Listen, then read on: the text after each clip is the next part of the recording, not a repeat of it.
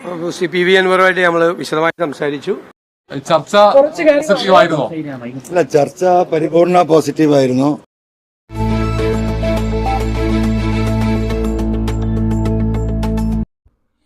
P V അൻവറിന്റെ മുന്നണി പ്രവേശനത്തിന് പച്ചക്കൊടി കാട്ടാതെ UDF.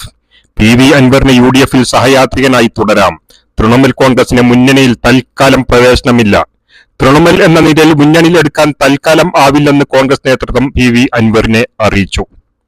UDF-ഉം പി വി അൻവറും തമ്മിൽ സഹകരിച്ച് പ്രവർത്തിക്കാൻ ധാരണയിൽ എത്തിയതായി പ്രതിപക്ഷ നേതാവ് VD സതീശൻ പറഞ്ഞു. ശ്രീ പി വി അൻവറുമായിട്ട് നമ്മൾ വിശദമായി സംസാരിച്ചു. അദ്ദേഹം കോൺഗ്രസുമായിട്ടും UDF-ഉമായിട്ടും സഹകരിച്ച് നിൽക്കും. കോൺഗ്രസ് നേതാക്കളും പി വി അൻവറും തമ്മിൽ നടത്തിയ കൂടിക്കാഴ്ചയിലാണ് സഹകരണത്തിന് ധാരണയായത്. പിന്നാലെയാണ് വിഷയത്തിൽ കോൺഗ്രസ് നേതൃത്വം ഔദ്യോഗിക പ്രതികരണം നൽകിയത്. UDF പ്രവേശനം അടക്കമുള്ള കാര്യങ്ങളിൽ കോൺഗ്രസ് നേതൃത്വത്തിന് മുന്നിൽ അൻവർ ചില നിർദ്ദേശങ്ങൾ മുന്നോട്ട് വെച്ചിരുന്നു.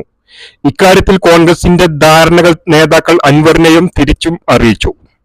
പാർട്ടിയിലും UDF-ലും കൂടുതൽ ചർച്ചകൾ അനിവാര്യമാണെന്നും കോൺഗ്രസ് നേതൃത്വം അൻവറിനെ അറിയിച്ചു. പി വി അൻവർ ഒരു ഉപാധിയും മുന്നോട്ട് വെച്ചിട്ടില്ലെന്നായിരുന്നു KPCC അധ്യക്ഷൻ K സുധാകരൻ പറഞ്ഞത്.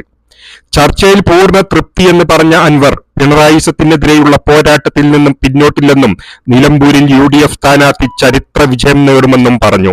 ചർച്ച അല്ല, ചർച്ച പരിപൂർണ പോസിറ്റീവായിരുന്നു. ഞങ്ങൾ വളരെ സംതൃപ്തരാണ്. പിണറായിസത്തിനെതിരെ എല്ലാവരും കൂടെ ഒരുമിച്ച് നിന്നുകൊണ്ട് മുന്നോട്ട് പോകണമെന്ന ഒരു കൃത്യമായ ധാരണയുണ്ടായിട്ടുണ്ട്. 1 മണിക്കൂർ നീണ്ടുനിന്ന ചർച്ചയിൽ KPCC അധ്യക്ഷൻ K സുധാകരൻ, പ്രതിപക്ഷ നേതാവ് VD സതീശൻ, കോൺഗ്രസ് പ്രവർത്തക സമിതി അംഗം രമേശ് ചെന്നിത്തല എന്നിവരാണ് കോൺഗ്രസ് നിലപാട് അൻവറിനോട് വിശദീകരിച്ചത്.